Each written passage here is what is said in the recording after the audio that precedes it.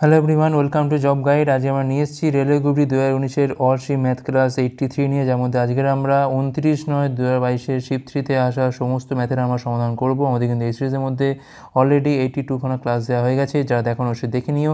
আগামী পরীক্ষার জন্য এই ধরনের প্রশ্ন কিন্তু বেশি করে আমাদের প্র্যাকটিস করে যেতে হবে। দেখে নেওয়া যাক এই শিফটে কেমন ধরনের প্রশ্ন এসেছিল।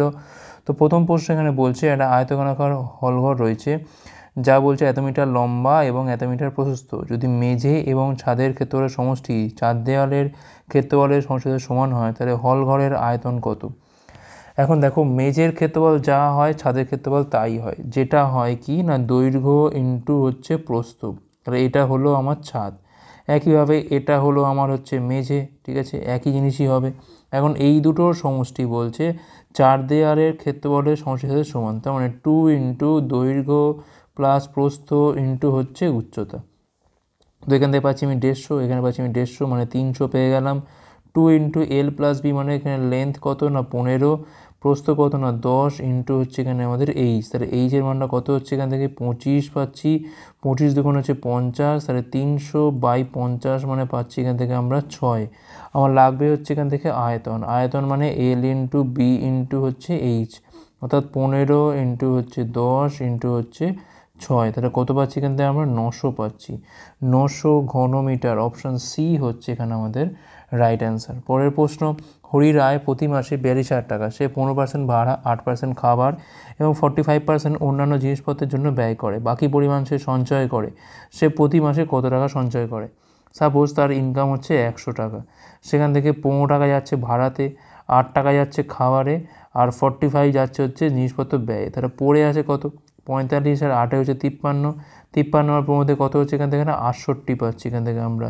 তাহলে পড়ে আছে 100 মাইনাস 68 মানে 32। এখন যেহেতু 100-র ওপর হচ্ছে মানে 32%, অর্থাৎ 42,000-এর ওপর 32% হিসেব করলে আমাদের চলে আসবে এখান থেকে 2 শূন্য এখান থেকে কাটে 0, 32 দুগুণ 64, 4 হাতে রয়েছে 6, 128 আর 6 হচ্ছে 134, 13440, মানে অপশান ডি হচ্ছে এখানে আমাদের রাইট অ্যান্সার। নেক্সট বলছে এক্স সমান 5 হলে এইটার মান বের করতে হবে। 16 ইন্টু এক্স আছে ইন্টু রুটের মধ্যে কী আছে, x cube minus x square. তো 16 ইন্টু এক্স ইন্টু এখান থেকে আমি এক্স স্কোয়ার কমন তুললে এক্স মাইনাস 1 পাচ্ছি। এখান থেকে 16 ইন্টু এক্স স্কোয়ারের রুট করলে পাচ্ছি কিন্তু আমরা এক্স, রুটের মধ্যে হচ্ছে এক্স মাইনাস 1। তাহলে কত পাচ্ছি এখান থেকে আমরা 16 ইন্টু 5 ইন্টু হচ্ছে 5 ইন্টু হচ্ছে 5 মাইনাস 1।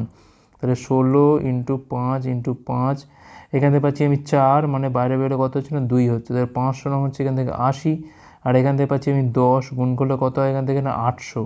800 হচ্ছে এখানে আমাদের রাইট অ্যান্সার, অপশান ডি। পরের প্রশ্ন কি বলছে এখানে, তো এখানে বলছে যে নিচের লাইন গ্রাফে 2016 থেকে 2022 পর্যন্ত বিক্রি দেখানো হয়েছে। 2020 সালের বিক্রি 2021-এর বিক্রির কত শতাংশ? 20 লাগবে আমার, আর লাগবে হচ্ছে 21। 450, এটা হচ্ছে আমার 880।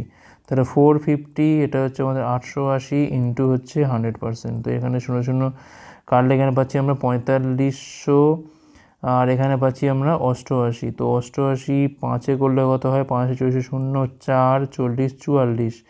তো 5 দিয়ে খাওয়ালে পাচ্ছি কিন্তু আমরা 440, মানে এখানে পাচ্ছি আমি 100। এখন এটা 1 দিয়ে যায়, তাহলে দেখো 51 পয়েন্ট সামথিং আসছে না। তাহলে অপশান ডি হচ্ছে এখানে আমাদের রাইট অ্যান্সার। পরের প্রশ্ন, একটা সুষম বহুভুজের প্রতিটি বলছে এখানে অভ্যন্তরীণ কোণ হচ্ছে 144 ডিগ্রি। বহুভুজের বাহু সংখ্যাটা বার করতে হবে এখানে। তো অভ্যন্তরীণ কোণ বলেছে এইটা, তাহলে এখান থেকে অভ্যন্তরীণ দামে থেকে আমি এখানে কী করতে পারি না, বহিক কোণটা বার করতে পারি। বহিক কোণ আর অভ্যন্তরীণ কোণ যোগ করলে কত হয় না 180 হয়। তাহলে 180 থেকে 144 ডিগ্রি বাদ দিলে কত পাচ্ছি কিন্তু আমরা 36 ডিগ্রি। তাহলে এখান থেকে বাহু সংখ্যা কী করে পাবো, 360 বাই হচ্ছে এখানে আমাদের বহিক কোণ, 360 বাই হচ্ছে 36, মানে পাচ্ছি এখান থেকে কত আমরা 10 পাচ্ছি। 10 মানে অপশান সি হচ্ছে এখানে আমাদের রাইট অ্যান্সার। ওকে, পরের প্রশ্ন, একজন বিক্রেতা 20% লাভ করেন যদি তিনি পণ্য বিক্রি করার সময় প্রকৃত ওজনের চেয়ে 10% কম ওজন ব্যবহার করেন, তার প্রকৃত লাভের শতাংশ কত? তো আমরা এখান থেকে এসপি আর সিপি রেশিওটা করব। 20% লাভ মানে হচ্ছে যদি 100 টাকা তার সিপি হয়, তাহলে 120 টাকা হচ্ছে তার বিক্রয় মূল্য। 10% কম ওয়েট মানে 100 গ্রামের দাম নিচ্ছে কিন্তু লোককে ঠকিয়ে দিচ্ছে কত, 10 গ্রাম কম, অর্থাৎ 90 গ্রাম। তো তো ব্যাস এটাকে রেশিও করো, 30 দিয়ে কাটলে হয় এখান থেকে 4/3। তাহলে 3 টাকার জিনিস 4 টাকায় বিক্রি হচ্ছে, মানে 1 টাকা হচ্ছে লাভ। 1 টাকা লাভ হচ্ছে 3-এর ওপর, তাহলে 100-এর ওপর লাভ হবে কত? 33.3%, যেটা আমাদের অপশান ডিতে রয়েছে। পরের প্রশ্ন, 3 + 2√2 এবং 3 - 2√2 এর দ্বিঘাত সমীকরণের বীজ হলে সমীকরণটা কী হবে? তো কী হয়? x² মাইনাস বীজদ্বয়ের মধ্যে সমষ্টি 3 + 2√2 3 - 2√2 ইন্টু এক্স প্লাস 3 + 2√2, আর এটা হচ্ছে আমাদের 3 - 2√2 ইকুয়াল টু হচ্ছে এখান থেকে 0। তাহলে x² এখান থেকে এটা কাটে, এখানে পাচ্ছি আমরা 6x, এখানে পাচ্ছি কত আমরা a + b, এটা a - b, কী হবে না 3a² হয়ে যায়, আর এটা হচ্ছে আমাদের 2√2²। তাহলে 9 4 দুগুণে 8 মানে হচ্ছে 1 equal to 0। x² - 6x + 1 equal to 0 মানে অপশান এ। পরের প্রশ্ন, এ এবং বি পাইপগুলো ক্রমে 16 মিনিট এবং 32 মিনিটে একটা খালি ট্যাঙ্কে পূর্ণ করতে পারে।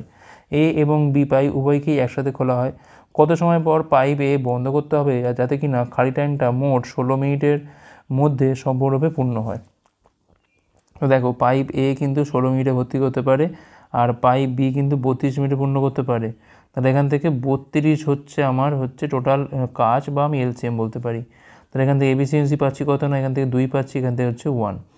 এখন দেখো কিছুক্ষণ পর পাইপ এটাকে বন্ধ করতে হবে, এটা তো ঠিক কথা।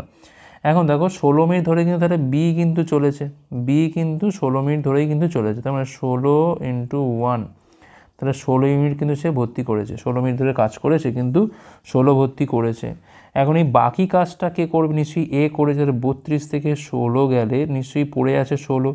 এই কাজটা করতে এর কত সময় লেগেছে না, 16 হচ্ছে কাজ, তার এফিসিয়েন্সি হচ্ছে 2 মানে 8, অর্থাৎ 8 মিনিট কাজ করার পর তার 16 হয়ে গেছে। আর এ বাকি 16টা করেছে, করে কিন্তু টোটাল আমার 32 কাজ পুরো কমপ্লিট। তাহলে 8 মিনিট কাজ করার পরই তাকে বন্ধ করে দেওয়া হয়েছে। অপশান এ হচ্ছে এখানে আমাদের রাইট অ্যান্সার। পরের প্রশ্ন কী বলছে এখানে? তো এখানে বলছে 2-এর 3, 4-এর 5 এবং 3-এর 2-এর মধ্যে গসাগু নির্ণয়। তো এখান থেকে গসাগু কী হবে? এসসিএম, মানে ওপরগুলোর এসসিএম হয় আর তলারগুলোর কী হয় না, এলসিএম হয়। তো সেখান থেকে কী পাচ্ছি আমরা 2 4 আর হচ্ছে এখান থেকে 3, তো কোনো মিল নেই, তার মানে এখান থেকে তো 1 পাচ্ছি এখান থেকে আমরা, অথচ 3 5 আর 2 হচ্ছে তলার হচ্ছে এলসিএম, মানে 1-এর 30 1/30 হচ্ছে এখানে আমাদের রাইট অ্যান্সার, অপশান সি। পরের প্রশ্ন, একজন দোকানদার 34% ছাড়ে এক জোড়া জুতো বিক্রি করেও 10% লাভ করে। জুতো জোড়ার ক্রয় মূল্য এত হলে এর চিহ্নিত মূল্য কত? তো আমরা এটা আচ্ছা এটাই থাক। তো সিপি কত আছে এখান থেকে না, 480, ঠিক আছে। এখন এটা থেকে কিন্তু আর 10% লাভ হয়েছে, তাহলে এসপি কত হবে? 480-র ওপর হচ্ছে এখান থেকে 110/100। মার্কড প্রাইস বা চিহ্নিত মূল্য কত ধরলাম? 480 প্লাস হচ্ছে এক্স। আচ্ছা এটা না ধরেও আমি শুধু এক্স ধরি বঞ্চ সুবিধা হবে। এই এক্সের ওপর বলছে কিনা 34% ছাড় দিচ্ছে, মানে এক্সের ওপর 66/100, এটা হয়ে গেল আমাদের এসপি, ঠিক আছে। এখন এটাও এসপি, এটাও এসপি, তাহলে এখান থেকে আমি সহজেই মান বের করতে পারবো।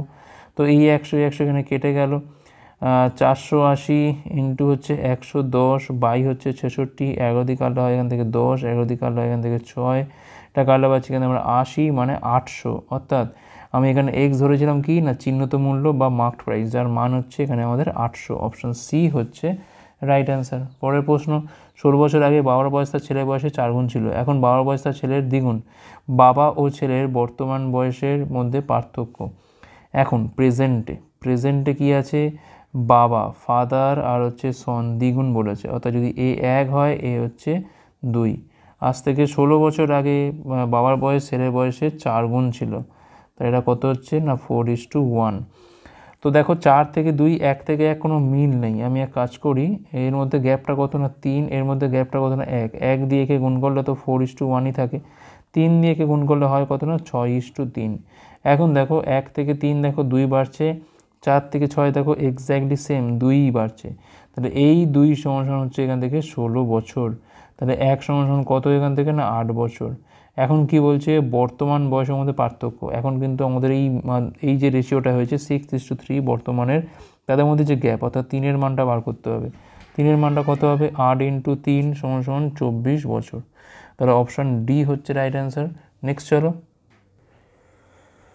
তো এখানে দিয়ে দিয়েছে অনুপাতের একটা সম্পর্ক দিয়েছে, বলছে এখান থেকে জেডের মানটা বার করতে হবে। তো এখান থেকে 2xy² বাই 2x² সমান সমান 2x² বাই হচ্ছে এখান থেকে জেড।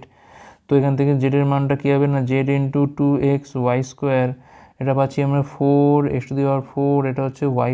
তাহলে জেডের মানটা কত হবে এখান থেকে 4x⁴y² বাই 2xy², কাটে এখান থেকে 2x³ পাচ্ছি এখান থেকে আমরা। অপশান এ হচ্ছে এখানে আমাদের রাইট অ্যান্সার। পরের প্রশ্ন 38.5 ব্যাস বিশিষ্ট একটা বৃত্তের বলছে পরিধি নির্ণয় করতে হবে। তোর ব্যাস মানে হচ্ছে এখান থেকে 38.5 বা 385 আমি 10 লিখতে পারি। পরিধি কী হবে এখান থেকে না 2πr, তাহলে 2r এর মান তো এখান থেকে জানি আমি 385/10, জাস্ট পায়ের মানটা বসাও। 22-এর 7 দিয়ে কাটলে কত হয়, 5 7 35, 5। তো এখান থেকে দেখো 5 দিয়ে কাটলে হয় এখান থেকে 11, এখানে হচ্ছে 2 দিয়ে কাটলে হয় এখান থেকে 11, মানে 121 সেমি হচ্ছে এখানে আমাদের রাইট অ্যান্সার, অপশান বি। পরের প্রশ্ন 7টা সংখ্যার গড় 53 দেওয়া হয়েছিল। পরে দেখা গেল যে একটা সংখ্যা 58-র পরিবর্তে 16 ভুল পড়া হয়েছে, মানে পড়ার দরকার ছিল 58, আমি পড়েছি কত 16, তাহলে সঠিক গড় কী হবে? তাহলে দেখো এখানে কিন্তু দেখতে পাচ্ছি আমি 42 কিন্তু আমি কম পড়েছিলাম, তাহলে কিন্তু এই 42টা কিন্তু তাহলে অ্যাড হয়ে যাবে। এখন 42 তো সরাসরি অ্যাড করা যায় না, সবার মধ্যে ডিস্ট্রিবিউট করে দিতে হবে, মানে 42 22 7, তাহলে 53 প্লাস পাচ্ছি এখান থেকে আমরা 6, কত হচ্ছে না 59 হচ্ছে আমার এখানে সঠিক অ্যাভারেজ, অপশান সি। পরের প্রশ্ন কি বলছে এখানে, একটা সিনেমা হলে বলছে প্রতি শিশুর টিকিটের মূল্য হচ্ছে $2, প্রতি প্রাপ্তবয়স্ক টিকিটের মূল্য হচ্ছে $5। নির্দিষ্ট দিনে 2000 জন টিকিট কিনেছিলেন এবং $5050 সংগ্রহ করা হয়েছিল। সেই দিনে বিক্রি হওয়া ডলার টিকিটের সংখ্যা কত? তো এটা আমি এমনি করে দিতে পারি।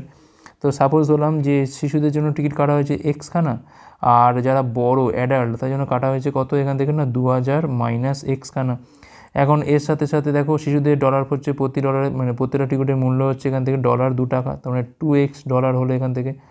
আর এটার ক্ষেত্রে কত $5 করে, তাহলে এখানে 5 টাকা না $5 করে, তাহলে 2000 মাইনাস এক্স ইন্টু হচ্ছে $5, তো গুণ করলে কত হচ্ছে এখান থেকে না 10,000 মাইনাস হচ্ছে এখান থেকে 5x। এই দুটো যদি যোগ করি তাহলে কী পাবো আমরা এখান থেকে 10,000 মাইনাস 3x ইকুয়াল টু কত 5050।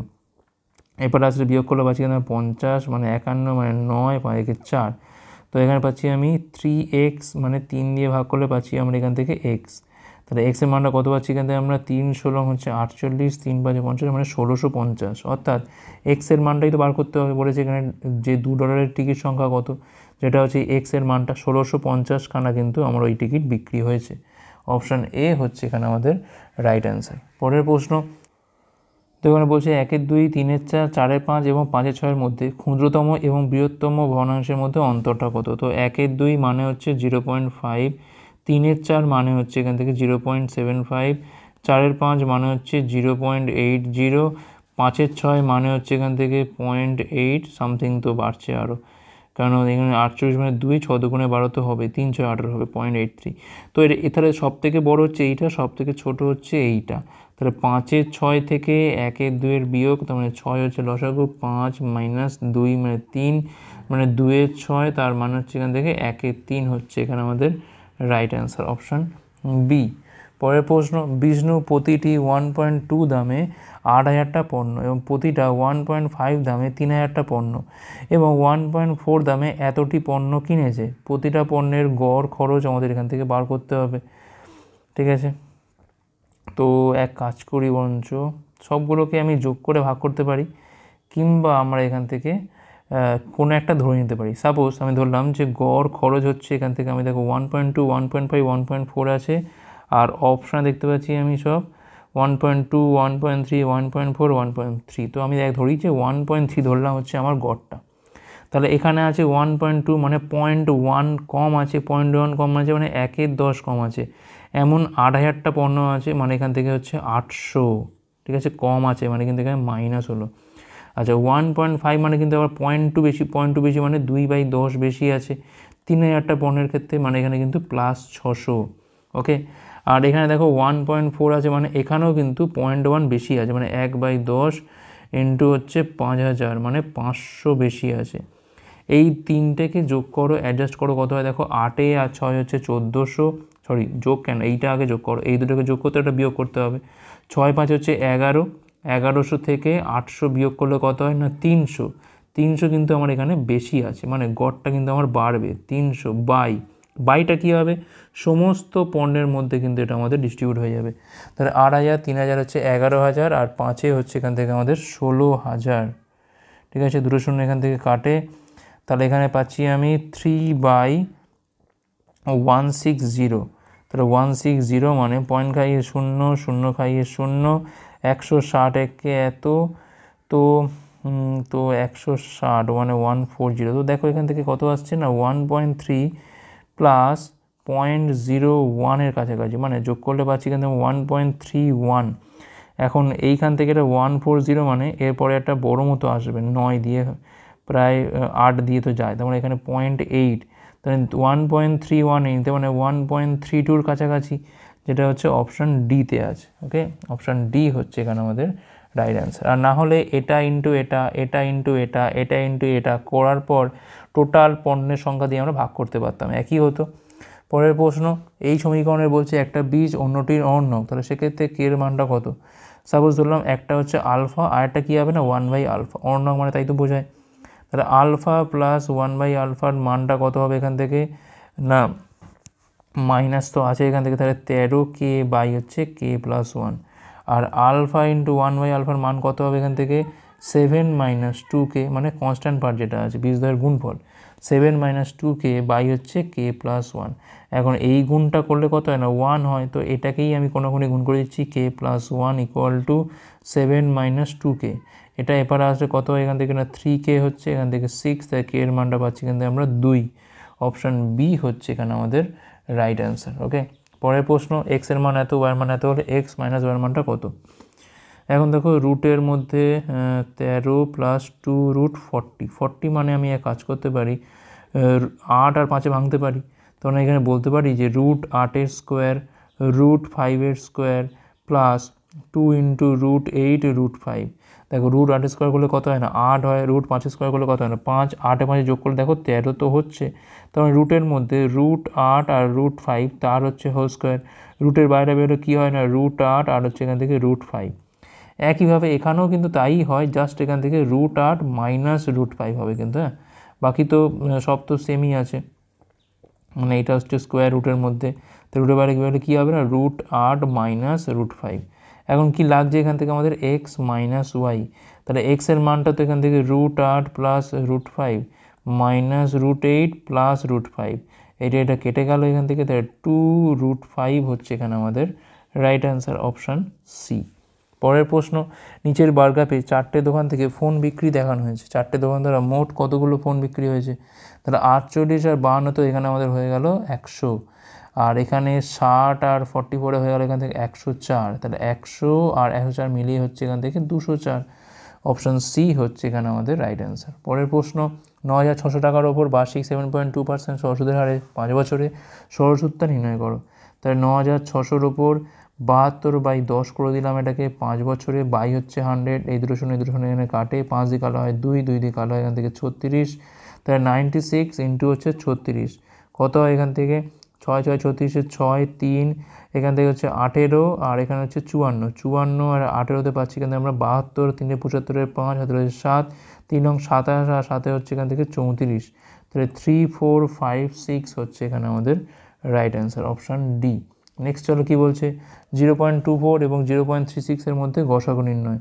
তাহলে 24/100 এটা হচ্ছে 36/100, আমাকে একটু ছোটো করে নিতে হবে, 4 দিয়ে কালো হয় 6, এখানে হচ্ছে 25, 4 দিয়ে কালো হয় 9, এখানে হচ্ছে আমাদের 25।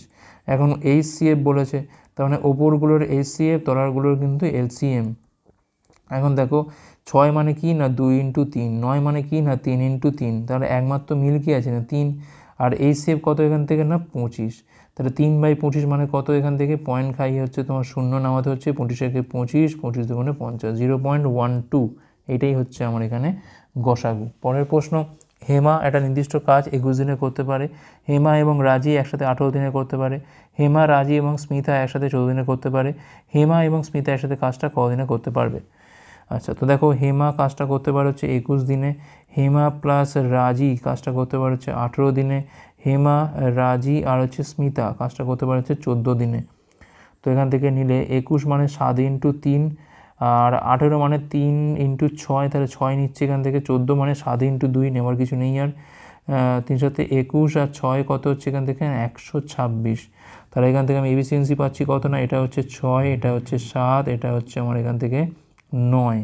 তাহলে এখানে কি চাইছে, হেমা আর স্মিতা। তাহলে দেখো এইখান থেকে এটা বিয়োগ করে দাও, তাহলে এখান থেকে আমার স্মিতা পেয়ে যাবো। স্মিতার এফিসিয়েন্সি কত না, 9 থেকে 7 বাদ দিলে হচ্ছে এখান থেকে আমাদের 2। তাহলে required time for Hema and Smita 126 হচ্ছে মোট কাজ। হেমার এফিসিয়েন্সি 6, স্মিতার হচ্ছে 2, তাহলে 126/8, তার মান হচ্ছে 63/4। এইটাই হচ্ছে আমার রিকোয়ার্ড টাইম। অপশান বি হচ্ছে এখানে আমাদের রাইট অ্যান্সার। পরের প্রশ্ন, দুটো চেয়ার এবং 3টে টেবিলের দাম হচ্ছে এত, যদি একটা চেয়ারের দাম একটা টেবিলের দামের চেয়ে এত টাকা কম হয় তাহলে টেবিলের দাম কত। তো দেখো এখানে কিন্তু টেবিলটা হচ্ছে দাম বেশি চেয়ারের থেকে, তাহলে টি থেকে সি বাদ দিলে হচ্ছে 150 হয়। আর 2t প্লাস 2t, হ্যাঁ 2t না 3t, 3টে টেবিল প্লাস দুটো চেয়ার 2c করলে কত হচ্ছে না 1650 হয়।